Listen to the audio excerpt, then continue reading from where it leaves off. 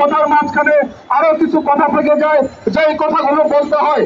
আমরা গত কয়েকদিন ধরে লক্ষ্য করছি বাংলাদেশের চলমান যে রাজনৈতিক ইস্যু আছে তার বাইরে বিভিন্ন রকম ষড়যন্ত্র চলছে, এবং সেই ষড়যন্ত্রের কোন তথ্য উপাত্ত এবং ডাটা বিশ্লেষণ না করে সেই দায়ভার বাংলাদেশ জাতীয়তাবাদী দল বিএনপি এবং বাংলাদেশ জাতীয়তাবাদী দলের নেতা কর্মীদের উপর চাপিয়ে দেওয়া হচ্ছে। বন্ধুরা, আমরা দেখতে পাচ্ছি কোন বিষয় হলেই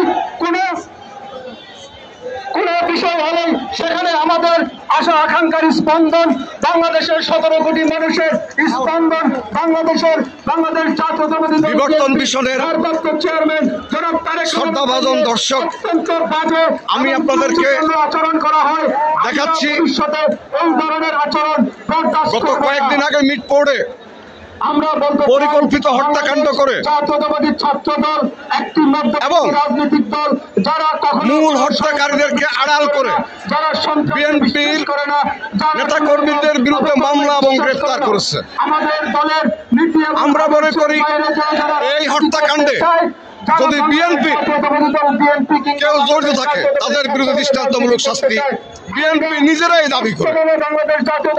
অথচ গণমাটি ঘটার সঙ্গে সঙ্গে আমরা দেখলাম ঢাকা বিশ্ববিদ্যালয় সহ ঢাকা শহরে জনাব তারেক রহমানের বিরুদ্ধে, ম্যাডাম জিয়ার বিরুদ্ধে অশোভন ভাষায়, অশ্লীল ভাষায় জঘন্য রকম মিথ্যাচার করে যে স্লোগান দেওয়া হয়েছে, যে মিথ্যা বক্তব্য দেওয়া হয়েছে, বিএনপিকে জনগণ থেকে বিচ্ছিন্ন করার জন্য, বিএনপির জনপ্রিয়তায় ধস নামানোর জন্য যে অন্যায় অবিচার করা হয়েছে এবং যেভাবে বিএনপির বিরুদ্ধে ষড়যন্ত্র শুরু করেছে দেশি বিদেশি মিডিয়া, কিছু ইউটিউবিয়ান ইতিমধ্যে বিএনপির বিরুদ্ধে উঠে পড়ে লেগেছে। আমরা আরো দেখলাম মূল খুনিদেরকে আসামি না করে যারা খুনের সঙ্গে কতটুকু জড়িত প্রমাণে বেরিয়ে আসবে তাদেরকে গ্রেফতার করা হয়েছে।